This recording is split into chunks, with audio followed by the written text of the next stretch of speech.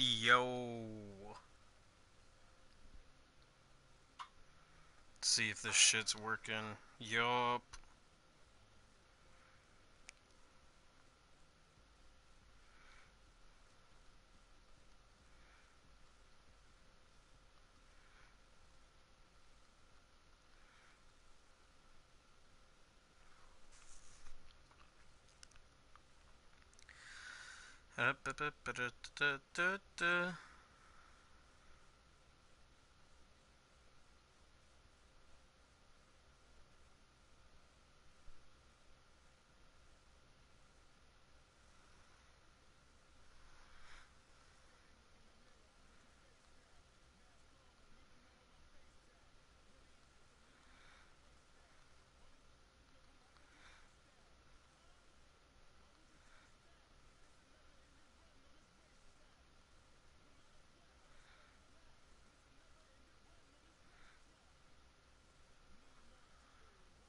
Oh, and we just lost another person.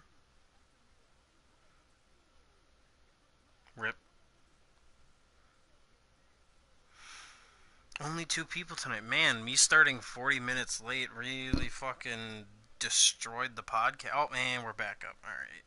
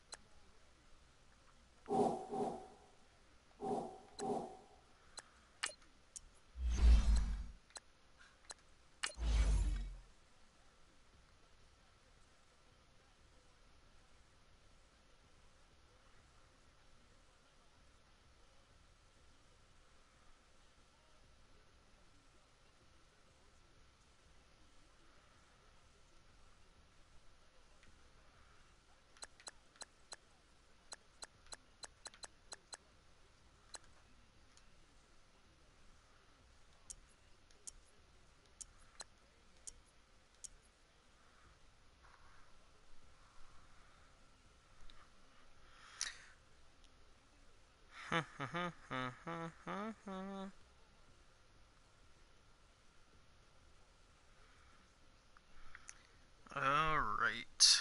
Wait another minute.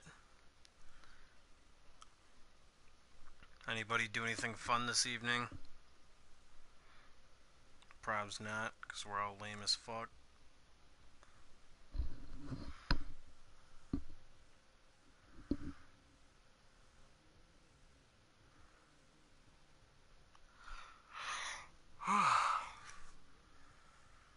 Nope, I feel it.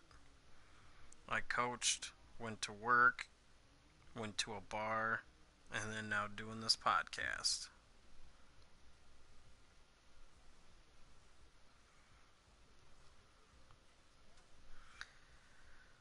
Alrighty, for the few watching, and hopefully more watch in the morn.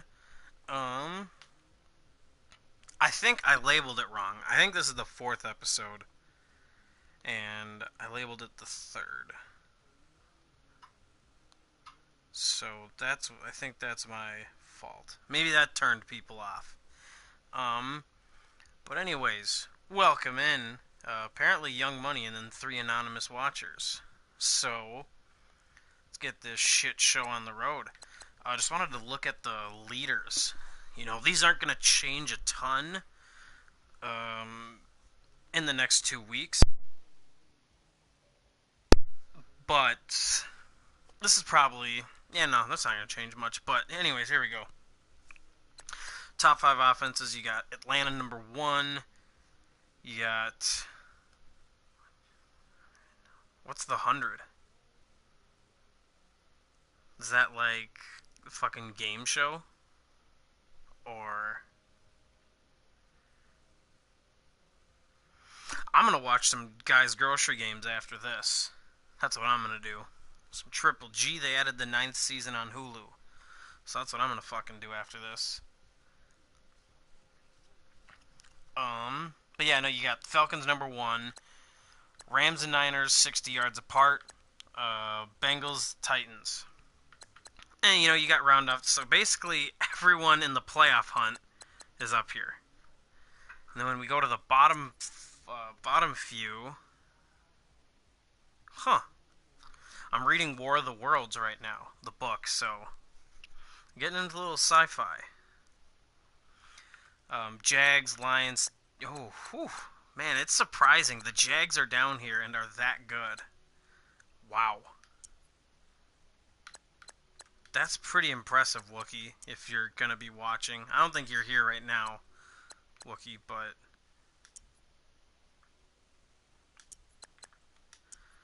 Chargers coming for you in points per game. Nah, dude, I play Moo Cow next week. I'm about to, like, drop fucking 60 on him. My points per game are going to go up. So, sorry, fam. You ain't getting me in points per game. But, points per game, we got one person scoring under 10 a game. Tren.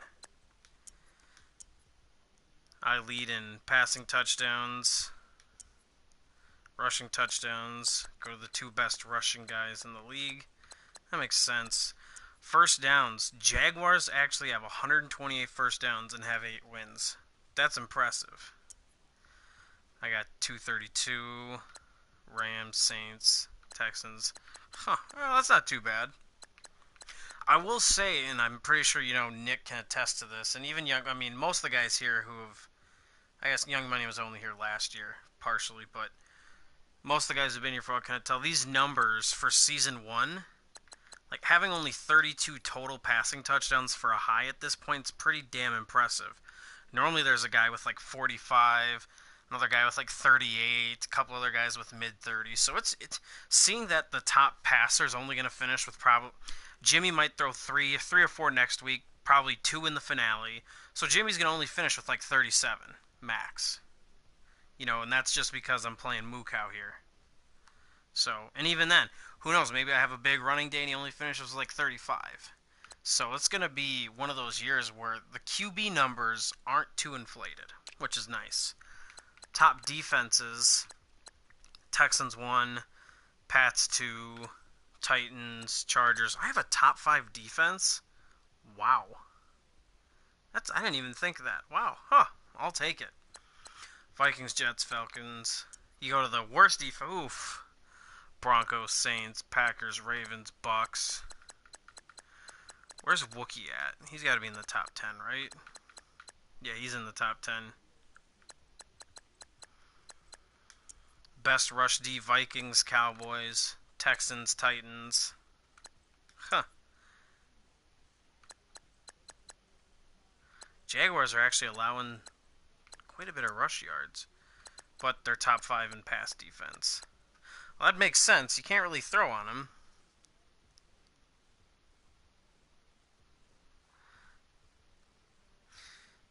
I haven't played them this Madden, but that secondary's got to be a bitch to throw against. Fewest points per game allowed. Titans, Cowboys up there. Pats, Redskins, Jags. Whew. 408. That's a 0-14 as well. Whew. What's that a game? So 408 over what? 14? That's like what? Almost 30 a game there. Whew. Man. But you know what? Trend's getting better and better. I can feel it. Texans have almost 80 sacks. Chargers have the same. Yeah, no. Sack numbers are always high. Part of that comes to, the throwaway. And it happened to me against Rounder. I had a bubble screen. I didn't want to throw the bubble screen because if I throw it, it's either going to get picked or it's going to be a loss of like 2 or 3. So I'm just like, okay, I'll throw it away because I can't throw the fade route or the slant route. Throws it completely away from everybody intentional grounding.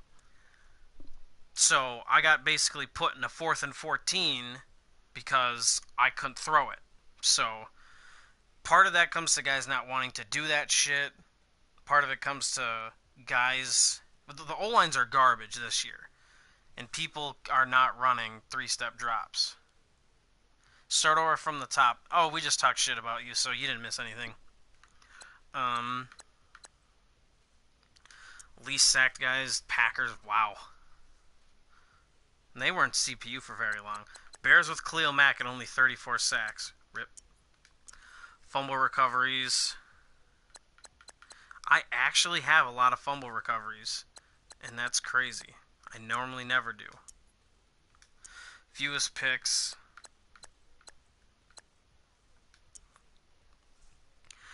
Bucks up there. Cowboys, Redskins. I was up there. Guys, stop throwing picks versus me. Conversions, here we go. Third down conversions. I'm above 50% in the only one. We got a bunch of guys close. You know what? Colts don't actually have the worst percentage. That would be the Tampa Bay Buccaneers. Whoops. 31%.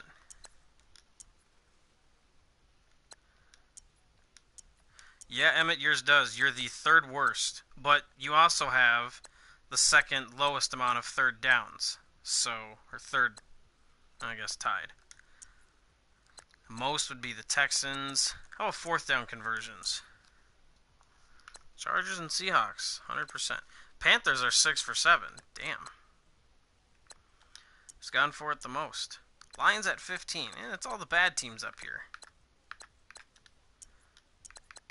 2-point conversions, we got any here? I got a couple hundreds. Huh.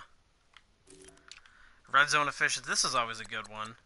Jets and Kia, no surprise leading there with his good decisions. 94%. 83%. That's where I'm at. Lowest is 48. Who's had the fewest trips into the red zone? Would that be Tren? Yeah, Tren. And I've gotten into the red zone the most with 55. Not too bad. How about red zone defense? This is always a good one. Eagles leading it at 54%. That's pretty good for a defense. Who's the worst? Yikes. 88%. Whew. Titans have only had 27 drives that have gone into the red zone. Wow. Nick, you've only had 29. Huh. Cardinals have only allowed 20 out there. They have the exact same stats for offense and defensive red zone efficiency. It's kind of funny. Broncos have allowed 57 trips into the... Wow. That's insane. Penalties. Least the Redskins have only had 16 penalties on them, whereas the Browns have had 46.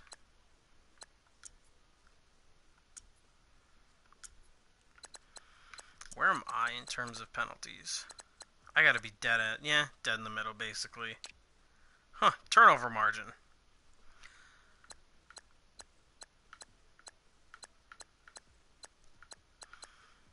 I think really in Madden, with how many picks you people throw, if you're above 10, you're good. If you're plus 10, you're doing things alright. Minus 30. Whew. Huh. Oh, man. That's a little rough. I wonder what the worst, differential is in a year. That's got to be a record, or pretty damn near close. Overall, those stats are looking pretty solid. We'll do the awards race again, because we're coming down crunch time here. Clowney, after his 8-sack game, jumps into MVP consideration. Coach of the Year, it's a 3-horse race, basically. Player of the Year, probably going to be Mixon. He's leading the league in rushing touchdowns, so... Defensive Player of the Year, most likely going to be Jadeveon Clowney. Bosa's up there as well, but Clowney's 8-sack game really helped him out. Darnold for Rookie of the Year, that'll be fun. Surprised Mayfield isn't, if he's 12-2. Huh. Well, hey, Nick, you're still holding up third.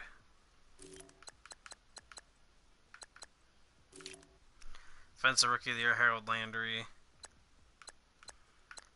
Got Rashad Evans, Bradley Chubb. I got some decent guys. Best quarterback is Baker Mayfield. Way over Sam Darnold. But Sam Darnold's Rookie of the Year? I don't get that at all. Mixon at running back. Fuller, Hill, Ross, Hopkins. John Ross with that cheese-ass fucking speed. You did something with Marquise Goodwin, Emmett. I'm going to have to check his stats out and how he's done for you. That's pretty freaking, that's pretty impressive. I wish I could have used him more, but I needed Hightower, and he wasn't doing shit for me anyways. O-line is just the top teams. Okay, the Jaguars, who had the worst offense in the league, have 2 guys up there for O-line of the year? I'm not buying that. I don't care about the others. You should have... I mean, you watched me. You played against me quite a bit. When I had Cooks and Dorsett, it was the same thing. You got the speed cheese. Offensive Player of the Year is George Kittle. I have the 3 of the top 4. Wow. The top 7 is just me and Mad. Oh, that's funny. Defensive Player of the Year, Donald, Lawrence, David. Got some solid guys. Ridley for Rookie of the Year. I don't think it's really even close. Roquan Smith's still up there. But the rookie corner tandem for Green Bay. Green Bay is going to be in a good situation. They're going to have 2 top 15 picks as well. So Young's going to have some solid stuff to work with. Jimmy G for best quarterback. Running backs, Freeman and McKinnon. Elliott's up there. Jones, Ridley, Martin. Oh, 3 Cowboys in the top. Shocker. I wonder if they're going to actually nerf them because they're pretty fucking garbage. Donald. David.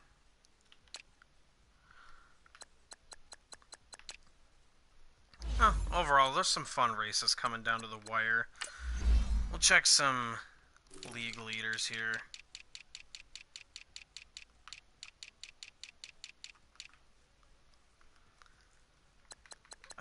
Just Matt Ryan for yards.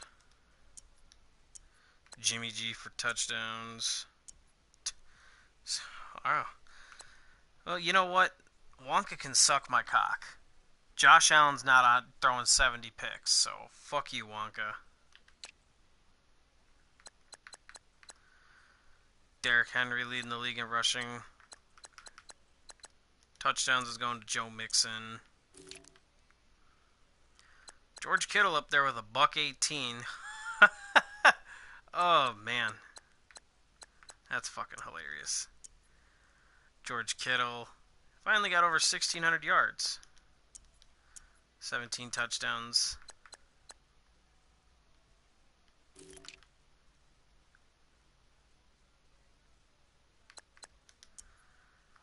Eric Fisher, Dwayne. You know what? Those aren't too bad of numbers. He's played the most snaps on the O-line. Zach Fulton. 880 plays and only allowing 4 snaps. Or 4 snaps. Fuck. 4 sacks. Castro, Trey Turner. You know what? That's not too bad. Tight ends do win awards. There is a tight end of the year award. It's just not shown. Because Gronk got it on the XP bonuses every single year last year that he won it. Can I see all the picks leaders, or do I have to do this stupid ass by conference? Or is that just for sacks? Yeah, no, it's here. Only 2 people with double-digit picks. That's actually pretty solid. Wheezy's not even up here at all with any of his guys. Huh. People gotta be happy about that. Bobby. My tight end isn't a glitch. Now you just suck at using your tight ends.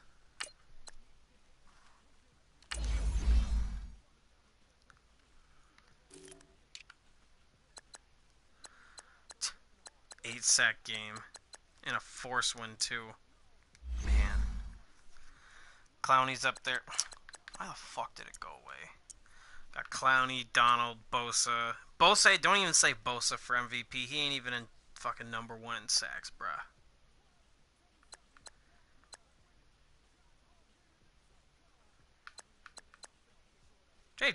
Man, Trey Flowers. He has 15 sacks for you this year, Nick, and you didn't even re-sign him to a long-term deal. That's insult, man. That is some insult.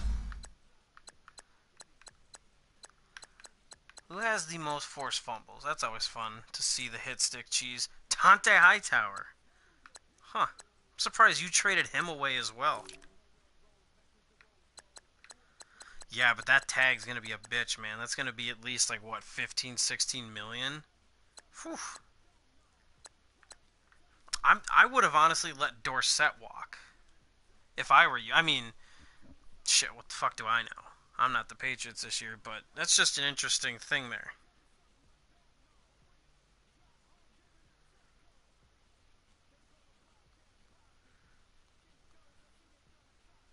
But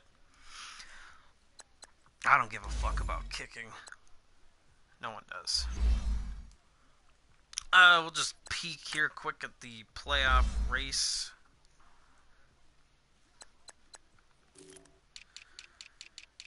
Yeah, we'll go AFC. Yeah, 5 teams have clinched spots. Browns Bengals are just going to be fighting there. With a loss for the Texans, that puts Wookie potentially in the mix of things. Let's look at their schedules quick. Who does Wookie have?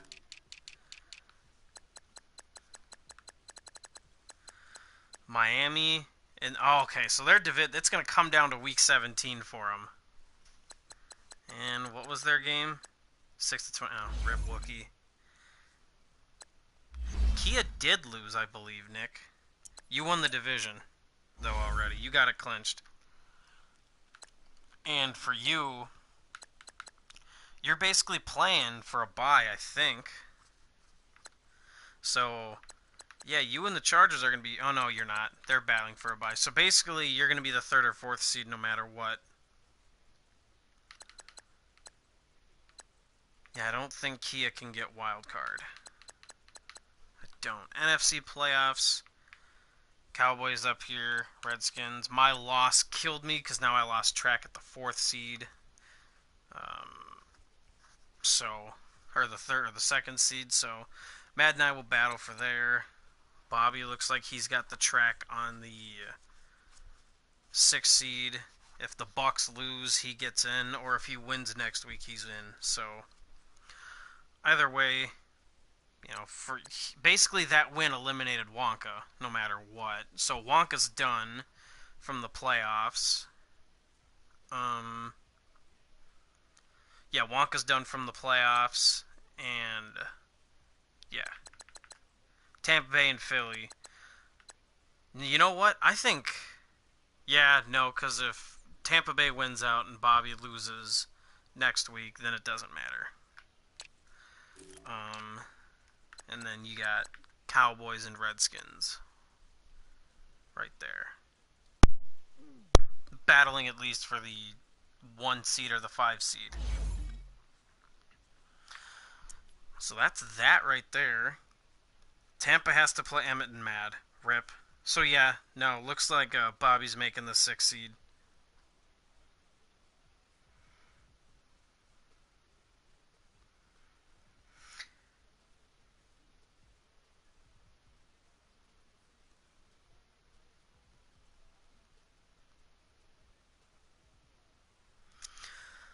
I'm trying to think. Oh yeah, the questions. Looks like it could be setting up a 49ers Eagles wildcard matchup.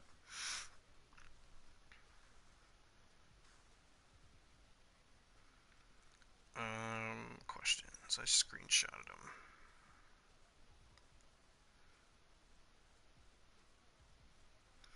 them. Ooh, big names to hit the market. Excellent question. With Le'Veon Bell signing, that takes off the biggest potential player.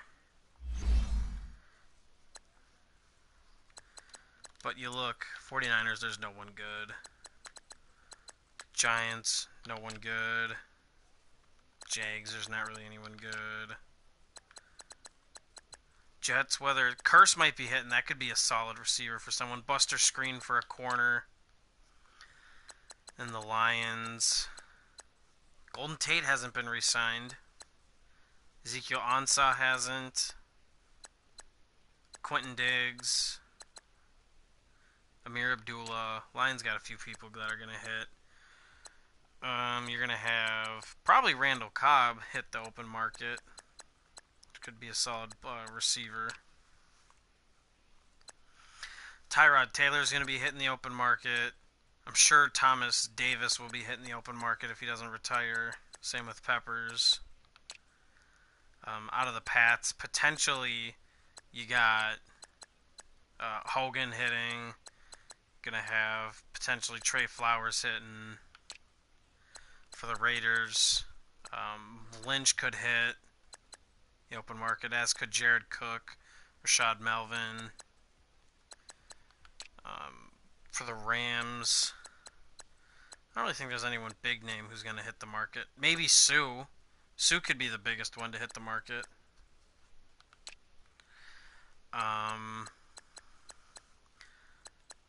Suggs might hit the open market, as could Brandon Carr. Redskins hitting the market. Crowder might be one of the top receivers hitting the open market. For the Saints, you got really no one good hitting the market. It might be a pretty weak year one free agency, which was kind of my concern with the 4+1 rule. I don't know. Most of the leagues I've done testing, Sugg comes back unless you win a Super Bowl. Really no one in Seattle hitting the market. The guys who will hit the market are the guys who get cut on big contracts. But year one, everyone has so much cap space. OBJ has re-signed, I'm pretty sure. Or if not, he's about to. Or you know what? I think his contract was rejected. But he's tagging him.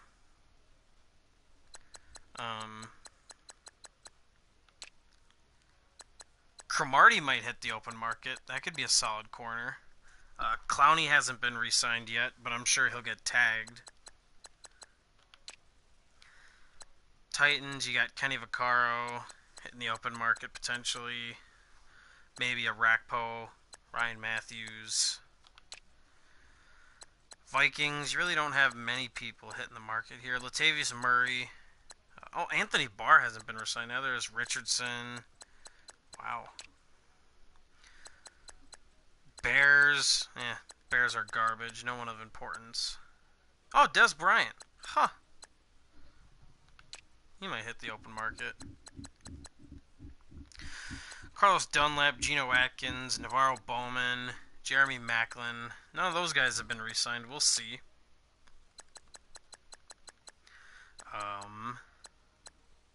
Shaquille Barrett is on the open market. We'll see what happens with him. With Denver, you got Jonathan Hankins potentially hitting the open market.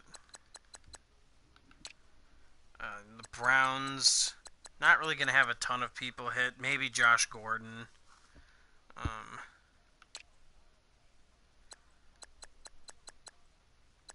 TJ Ward or Brent Grimes might hit it if he doesn't retire. Could be a one-year stopgap player. Larry Legend. No, I think Mark's re-signing him no matter what.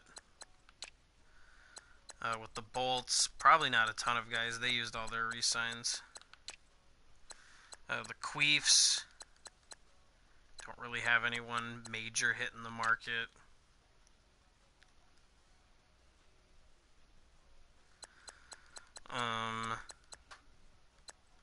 No, I mean was it Clayton Gathers? I think that's his name. Might hit it. Vinatieri, the fucking fountain of youth, could hit the market. Cowboys, you got Eric Decker, who's gonna hit. Barwin. Julius Thomas. How was he in 80? Man. Dolphins. Cameron Wake could hit the end. That could be pretty big. Eagles. Brandon Graham isn't re-signed. He could be re-signed or tagged, I'm sure. Mike Wallace. Atlanta doesn't really have anyone major hitting the open market. So there's not a lot of guys that are scheduled to hit the market. It could be a pretty weak free agency class. So we'll see. Those people who are getting tagged are going to be the guys who have about 2 years left and have big bonuses. So all this money is going to be there. Not many people are going to be having a lot to spend on.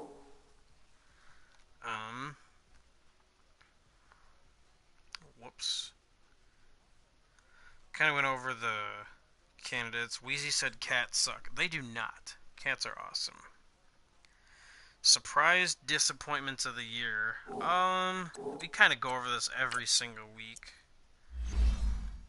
but we'll just touch on. I wouldn't say there are any surprises though.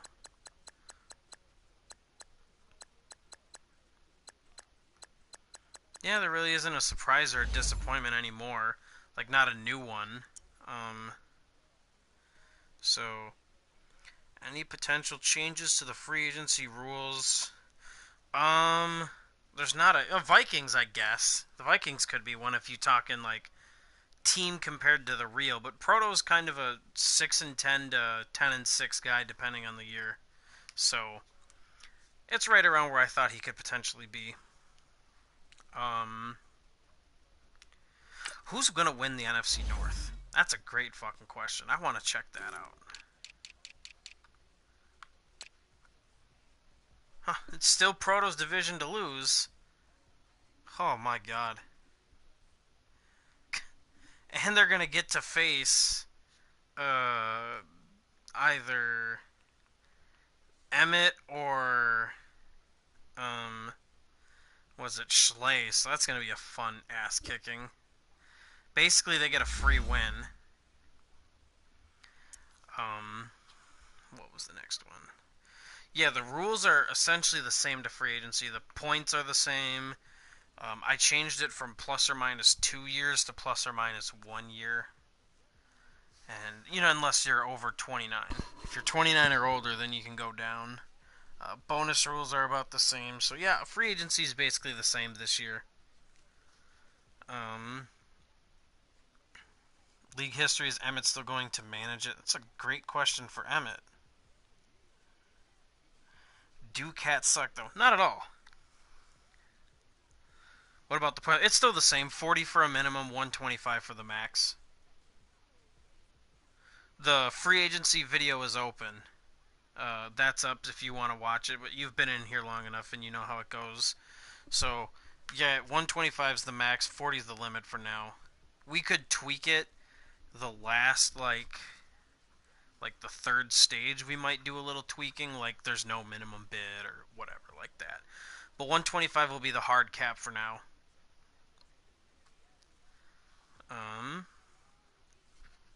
Slider changes. Honestly, there's not going to be a ton of slider changes. We'll go ahead and look at our sliders. In regards to gameplay, I personally think they felt pretty good. Might tick fumbles up just a hair. Might turn field goal accuracy down a bit. And then I might tweak with some injury fatigue threshold and penalty sliders. Those are going to be the main ones, or just game options and penalties and special teams. Most of the user and CPU skills I personally think are pretty good. You, me, and the other co-pilots, back when you were a co-pilot, who kind of worked on the sliders and gave feedback. I think we had a pretty solid slider set going for this year. So, not going to see much changes there, unless some patch drops. For XP sliders, we have to wait to see for awards. The only thing I can see are wide receivers getting a little boost. But, other than that, I think sliders in general are pretty solid. There's not going to be a huge change in sliders. Just a few tweaks. No, he does it at every season, at the end of every season. So you're good. He was just wondering if you were gonna still do it or not. Where did you come from? I came from Minnesota. I was born in Minnesota. Live in North St. Paul, Minnesota, which is a suburb of St. Paul and Minneapolis. Northeast Metro, corner of 694. So, it's fun. I enjoy it up here. It's getting a little chilly, and the more and more I live it, and now that, my girlfriend's from Florida, and her dad traveling to Florida and bringing pictures of them in Florida all the time, makes me really not want to live in Minnesota for the winters because they are a bitch. I can't stress enough when you have to wake up, or even anyone who lives in the Midwest or, Northeast Coast, Boston, Philly, whatever. Address will be 4439 Woodridge Lane, and then social security number is 483217843. Um, we got so it's a pain to wake up at 8 to shovel fucking snow, and then all your driving times get basically like 40 minutes added on. So you got to start your car, wait 10 to 20 minutes for it to warm up, then you got to drive like an extra 15 miles an hour slower than the speed limit. Not because if the speed limit's 65 in the summer, you're probably doing 80. In the winter, you're doing 45, 50. Unless it's a highway, then you're good. So I guess that was a bad example. But anyways, yeah, it's a bitch. And then you go through Gassmore. Oh yeah, Illinois too. If you're in the Dakotas, Minnesota, Iowa, Michigan, basically the Midwest, it's fucked. Minnesota, Wisconsin just get a little more. Cali winters, man, this Cali frickin' cost of living though. Where did you go? That's a great question. I've been to Canada. I went on an Alaskan cruise, visited Canada, been to Boston a couple times, been to Florida, going to Texas soon. Um, Been to Chicago numerous times, obviously. It's only a 6 hour drive. Go there every year for a wing T coaching clinic. Um, Want to go to New York. My girlfriend really loves New York, so I'm going to have to be going there with her soon. And I'm going to be going to Jamaica soon. She's from, or not she, but her dad's from Jamaica and her family's from Jamaica, so that'll be fun to go see. Texas, not. I hate Texas. Best gay experience. It was with you, Bobby. Have you ever tried to run the veer like split bag veer? Absolutely. I played in the split bag veer.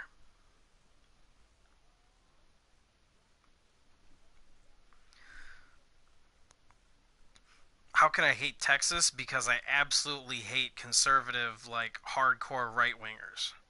I also hate hardcore left wingers. Texas, it's just, I hate rattlesnakes, I hate scorpions, I hate tarantulas.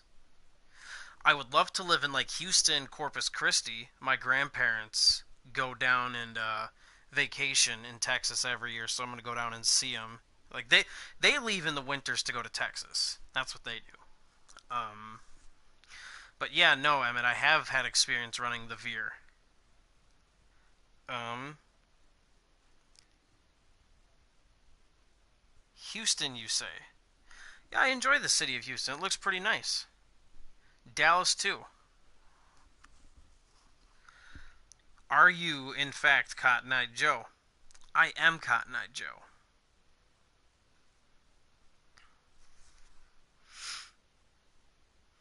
Yeah, so when I was a freshman in high school, we ran the run and shoot. So the head coach that was, he was at my school for whatever. Then I coached him, or I coached him. He coached me, obviously, the 4 years there. Then, before I went to college and I was debating on if I wanted to play college football, where I wanted to play, he's like, hey, why don't you, are you interested in coaching football? And because I told him for senior night when we ran out onto the field, they say one thing about the senior. And the thing I chose to say was, I want to be a head coach someday. And so He was like, I remember you talking about that, blah, blah, blah, blah, blah. And he's just like, yeah, so we'd love to have you coach here. So I started coaching right out of high school. And then he was a run and shoot, like, guy. What? What?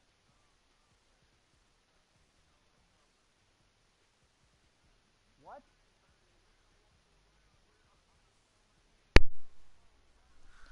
But yeah, he was a run and shoot guy his whole life. So I learned the run and shoot from him. So he ran the run and shoot for 6 years. My year as a freshman was the last year we ran it. Then we switched to true split back veer triple option every play. And that was one of my friends. He was a senior. He had, I think, like 1,300 rush yards, like 14 touchdowns doing it. Varsity was terrible, but he was really good. Then we switched to the wing T my junior year. So my first 3 years in high school football, we had a new offense to learn every year. And then we stuck with the wing T all the way until the whole staff got dumped, and then I went to my new school. So it's the fun story of my football background. Um, I mean, I wasn't great. I was only about 6 feet. I'm slightly under that, rounding up, and I was a offensive tackle. So I mean, I squatted a good amount. I benched a good amount. I was strong. And I was athletic for a lineman. But there isn't a spot for many undersized offensive linemen. And when I talked to a few schools, I was like, hey, I want to be a tight end or a fullback. And they were like, oh, hey, we don't really, most D2, D3 colleges run spread. And they're just like, hey, we want you to play D line. And I hate defense. I'm like, I'm an offensive guy.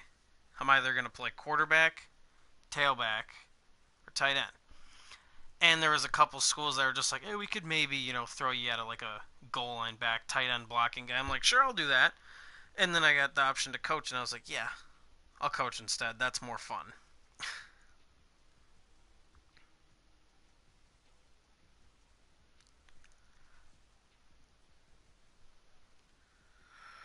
Okay, no, I don't say I hate defense. I don't hate defense. I love coaching defense. I personally didn't like playing D line. If I was a linebacker, a corner, or a safety, that's fine. D line is just too boring for me. You're just reading that shoulder, coming down, striking, sitting. You don't get to have a ton of fun. Granted, my whole experience of D line was in a 3-4. O line is fun. O line is the most fun position I've ever had. I started off my football career, and for years I was a quarterback. And then I switched to O line. But O line is the most fun. Well, I completely. It's so fun. It's you and four other guys, so five of you together, and you control the whole game. It's all on you. The running backs, quarterback, receivers, tight end can all do everything perfect. But if one lineman misses their assignment, the whole play's done. It's all on you guys. And it helped for, me, my senior year. I was the starting right tackle. The Ravens user was the starting left tackle. The Bears user was the starting right guard. And then two other of our good friends, and all five of us together played on the O line. We were the starting five. So that made O line fun. You're doing it with all of your, like, it was the five, it was us. There's a picture of us all together, and, like, it's whatever. And it was just, that's what made O line fun. It's my five best friends. We all played it together.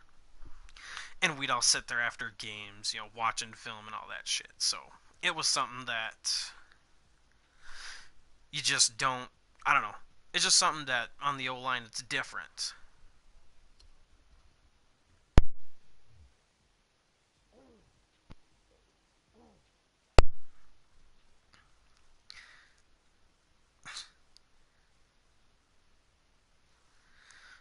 You said you're still in high school, right? Do you still play football then, or do you not play high school football anymore?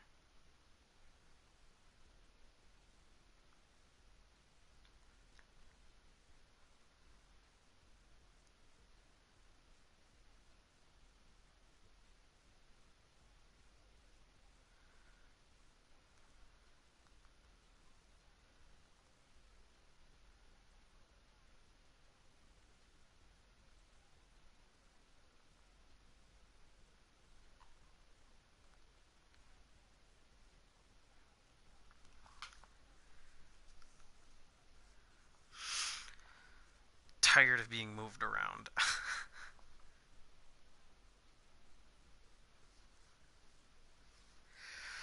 No, I understand that. As a coach, I hated people like when they change them around year to year. I normally like to keep like O line's different. Like guards can flip, tackles flip all the time. My freshman year I was a guard. My sophomore year I was a guard. Junior senior year I was a tackle. Well, actually no, sophomore year I was a tackle as well. So I played a little. No, I was a center sophomore year I think. Yeah, I was a center sophomore year. Cause my sophomore year on varsity, I had to go in for a few plays against a nose guard who was 6'4", 300 pounds, and he benched like 350. I got blown back 5 yards into the quarterback when we were running split back veer that he fumbled the ball. That was my first play of varsity football. Um, yeah, so I was a center, and then I kicked over, and then I was a 2-year starter, in junior senior year. Um, it was Yeah, it was welcome to football. I made my biggest gains. So for football, uh, there's like the pound club, which is your bench, squat, clean combined. Freshman year, I made 600. I'm like, oh sweet. There's only like four other guys who are in it. Sophomore year, I got to like 720. I'm like, oh, this isn't too bad. Junior year, I got to like 805. I'm like, okay, I'm just barely in the 800. I got the red shirt, which is you got white shirt there for the 600. You got red shirt for the 800, whatever. And then senior year, I got all the way up to 995. So it got up there, and I jumped. It was boom. So yeah, no, high school football was fun.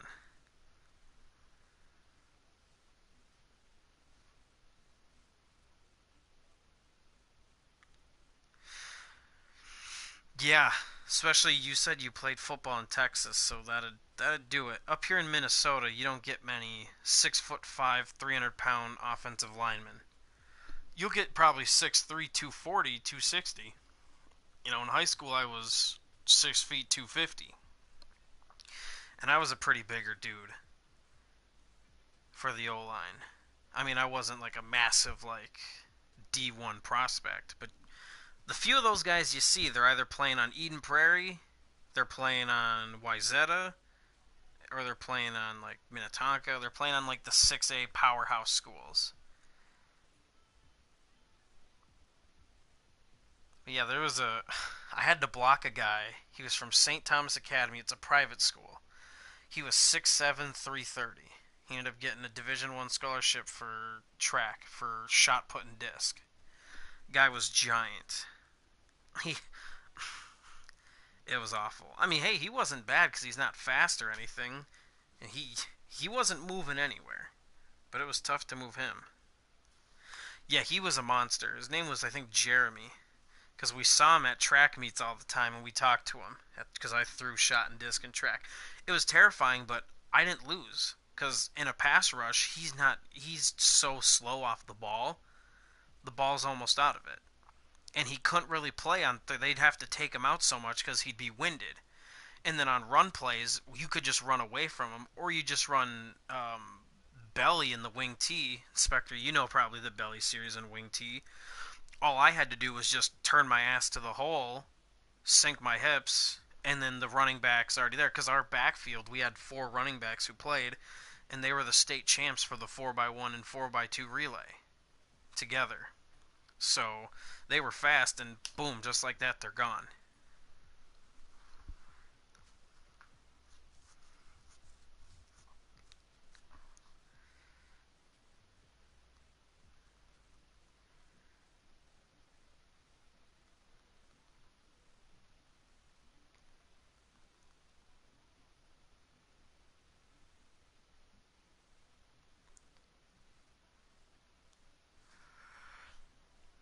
And that's one thing about the wing tee that I've been like thinking about more is I'm trying to plan for when I get my first OC gig.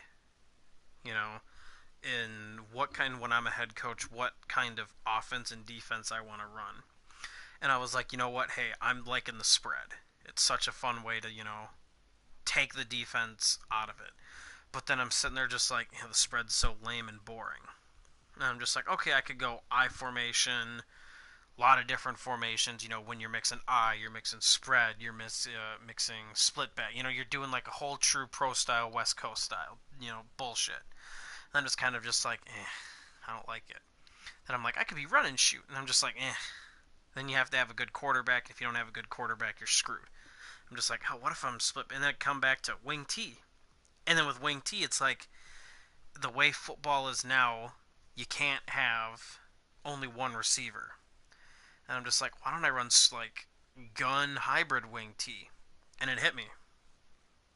You keep all the good things of wing T, except now you add the quarterback's ability to run because belly, you can run to a single wing side with the T back, or if you want to run to a tight end side, you can have the tailback lead up and the quarterback be a guy, so it adds the fourth back. And so I've been doing a lot of studying up on gun wing T, and I kind of drew up all my formations, made all the tags that I wanted, and you still can go your traditional 100 through 600, under center, all that fun shit. But then you can go to gun, which is the base of it, and now you get a slot receiver where you can run an RPO, where you can have buck sweep to the right, and then you can have your RPO to the left where the quarterback can keep run, or you can throw a quick bubble. And that way you're not only still keeping the core power concepts of wing T, but you're making that defense have to spread out a little more and attack them on the edge and outside. The Buffalo wing T. Yo, you know what? I wish they had the wing T in Madden, because if they did, I would be the Bills to specifically call us the Buffalo wing T. Call them the Buffalo Wild Wing Tees.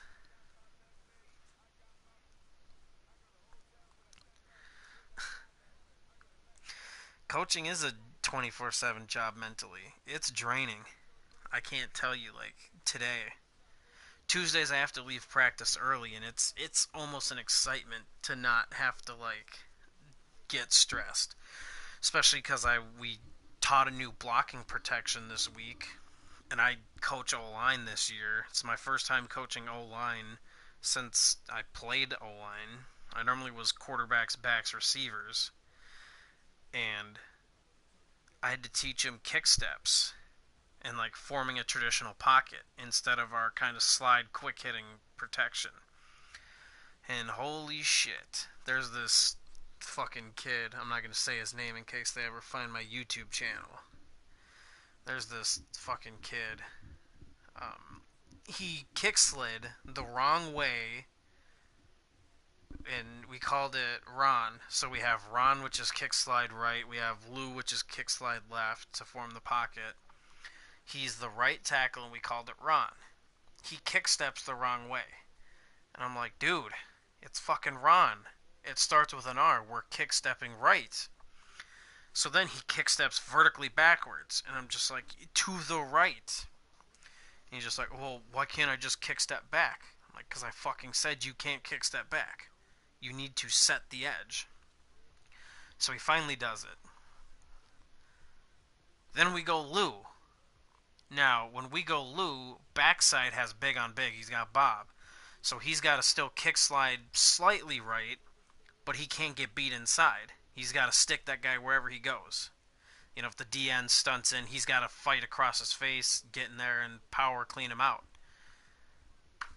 The dude kick slides like 10 steps to the right, and then the guy runs inside and then sacks the dummy there while we're doing pass pro. And I'm like, dude, like, are you freaking kidding me? So and I just about lost it. O-line is the most frustrating position to coach.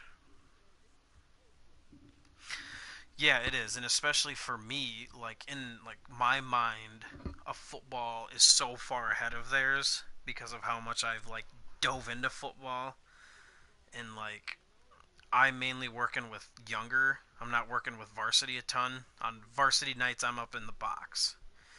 But like for the main day-to-day grind and practice, I'm with freshmen and like holy balls. Like it was from my other school when I was working with, varsity guys. They got it. It clicked. Freshmen, holy balls. They don't understand pull steps, kick steps.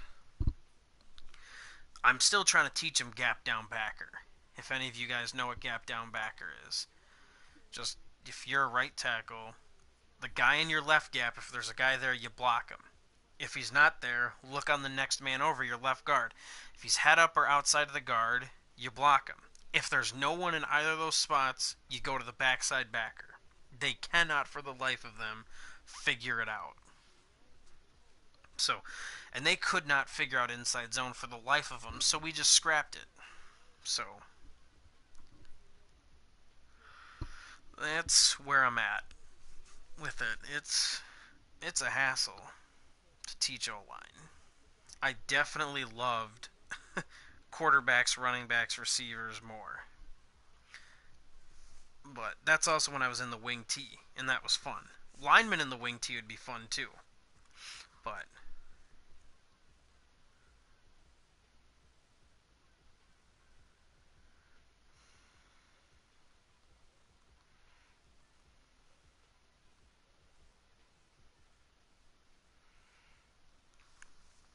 ugh.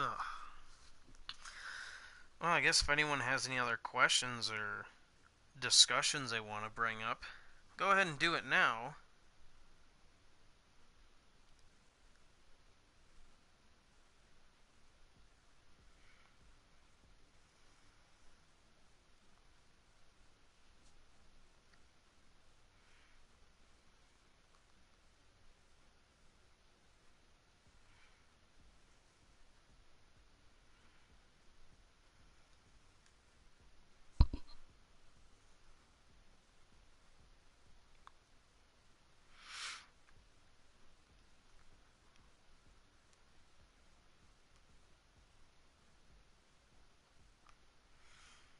Peace out.